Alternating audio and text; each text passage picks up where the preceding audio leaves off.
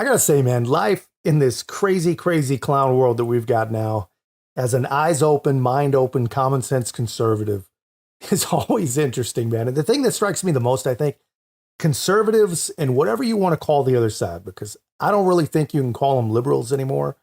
Because, liberalism, like true liberalism, relies on some pretty key elements that just don't exist right now on the modern day American left. But anyway, my point is we're very different. We are very, very different. But just, I think, as conservatives and liberals are different, I think that conservatives are different as well. There just seems to be more diversity of thought on the right, at least in the year 2024. And I'll get into more of what I mean, but I think this video is going to describe it pretty well. And all it is a conversation between Ted Cruz, a great senator, if you ask me, and a guy who young leftists are just trained and basically commanded to hate. It's a conversation between him and a young lady who's going to Yale. And honestly, it's just amazing. Even someone intelligent, rare enough to get into Yale, just seems to be an average thought passenger in this progressive insanity. I wanted to take a moment to celebrate our newest addition to the Supreme Court of the U.S., who I know we've already talked about, Justice Jackson. Since you're here tonight, though, in the name of fostering intellectual diversity in academic spaces, it would appear to me that you already recognize the importance of new perspectives. And as a young woman, seeing Justice Jackson on the Supreme Court is invigorating, truly. And on Tuesday, it baffled me that you would ask such flagrantly racist questions to this exceedingly well-qualified candidate. Your colleagues in the GOP promised a respectful and dignified hearing for Justice Jackson, and to me, you did not uphold this. So today I wanted to create a space where you might be able to challenge your own thinking, as prudent scholars often do. So I'm here to ask you, what are two nice comments you can give about recent nominee Justice Jackson's judicial experience, besides from she has an easy smile? Yeah, you racist. What's the comment? Sadly, it's off to a pretty typical start. And you got to wonder, like, how is it that Yale is no different than the average Facebook feed?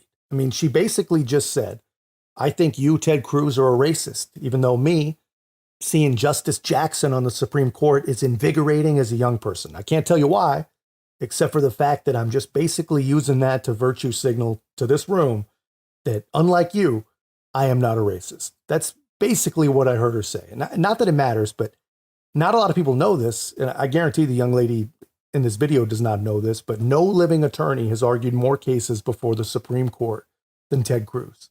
But she says that he's racist. So just a little house cleaning. Let's see what questions he asked the first sitting Supreme Court justice who doesn't know what a woman is. You were there with former Senator Doug Jones. And we discussed how he and I and a number of other senators had, for 2 different years, participated in reading aloud on the Senate floor Dr. Martin Luther King Jr.'s letter from a Birmingham jail, which is one of the truly great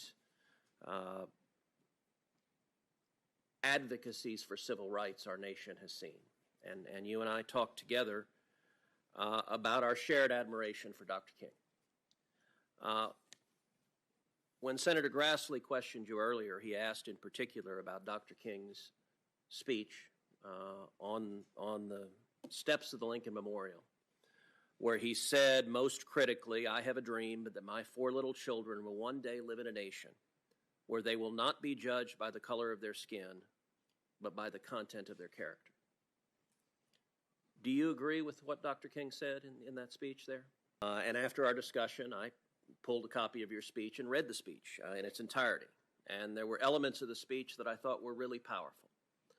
And let me say, your opening remarks yesterday were powerful and inspirational as well. And I think you and your family, the journey you have taken to becoming a federal judge, to becoming a federal Court of Appeals judge, I think demonstrates the incredible promise and the incredible opportunity this nation offers all of us. As I read your speech at the University of Michigan Law School, however, there was a portion that surprised me. And in particular in that speech, you referenced the work of, quote, acclaimed investigative journalist Nicole Hannah-Jones and her, and again, this is a quote from the speech, provocative thesis that America was born in, provocative thesis that the America that was born in 1776 was not the perfect union that it purported to be. And indeed, Ms. Hannah Jones, in her 1619 projects, describes the central thesis of the 1619 project, which the New York Times laid out as a revisionist look of history, revising American history. And Ms. Hannah Jones described her central thesis as, quote, one of the primary reasons the colonists decided to declare independence was because they wanted to protect the institution of slavery. Now, that claim is a highly contested historical claim. Do you agree with Ms. Hannah Jones that one of the primary reasons the colonists decided to declare independence is because they wanted to protect the institution of slavery?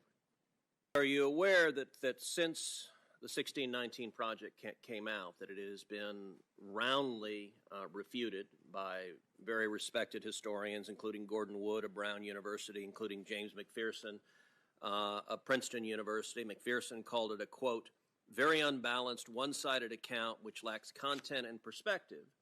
And indeed, it was so thoroughly refuted that the New York Times quietly altered the digital version to remove references to 1619 as the year of America's true founding and the moment America began. Were you aware of that? I was not. From a number of critical legal studies professors, crits as they were known when we were in law school, who are explicitly Marxists, and they find their origins in Marxism, although critical legal studies frames society as a fundamental battle between socioeconomic classes. Critical race theory frames all of society as a fundamental and intractable battle between the races. It views every conflict as a racial conflict. Do